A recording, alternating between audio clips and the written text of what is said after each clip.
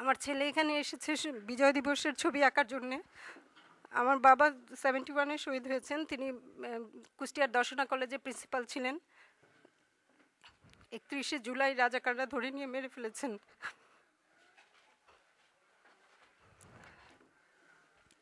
আজকে এত বছর পরে, 38 বছর পরে আমার বাচ্চা এখানে এত দূর দেশে বসে, এই আমার বাচ্চা প্লাস আরও ছোট ছোট বাচ্চারা এখানে বিজয় দিবসের ছবি আঁকছে। ওদের ভিতরে এই চেতনাটা উদ্বুদ্ধ হচ্ছে। আমি নিজেকে অনেক গর্বিত মনে করছি।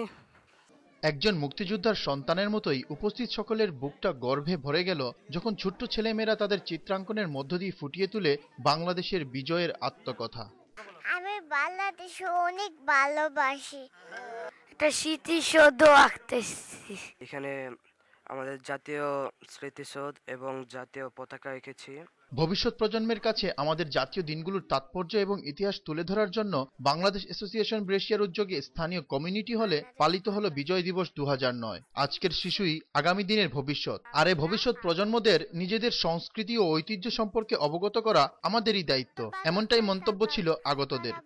স্বাধীনতাকে যেন কেউ না ভুলে যায় এবং 16 ডিসেম্বরের যে দিনটাকে আজ উদযাপিত আমরা করছি, এভাবে যেন প্রবাস জীবনে প্রতিটি বাঙালি তার ছোট ছোট শিশুদের 16 ডিসেম্বরকে স্মরণ করিয়ে দেয়। 16 ডিসেম্বর স্বাধীনতাকে, স্বাধীনতা কি, যুদ্ধ কি শিখায়, বোঝায়। এটাই গার্জিয়ানদের কাছে আমার প্রত্যাশা। পরাধীনতার শৃঙ্খল থেকে মুক্তির জন্য 30 লক্ষ প্রাণের বিনিময়ে আমাদের এই বিজয়, এই স্বাধীনতা।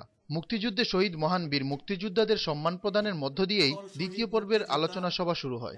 একে সাইফুদ্দিন শামীমের উপস্থাপনায় এবং সভাপতি আলহাজ BM মুসলিমের সভাপতিত্বে অন্যান্যদের মধ্যে বক্তব্য রাখেন সাধারণ সম্পাদক সাখাওয়াত হোসেন শামীম, জহিরুল ইসলাম আমিন, হাবিবুল হক হাবিব, আতাউর রহমান ফিরোজ প্রমুখ। এছাড়া অন্যান্য আঞ্চলিক অ্যাসোসিয়েশনের নেতৃবৃন্দ বক্তব্য রাখেন। আমরা এখানে অনুষ্ঠান করতে পেরেছি, বাংলা ভাষায় আপনাদের সামনে কথা বলতে পেরেছি, সেটাই হলো স্বাধীনতা। আমি আমার মতো চলবো, আমার কথা বলবো, আমার মতো আমার দেশ গড়ব।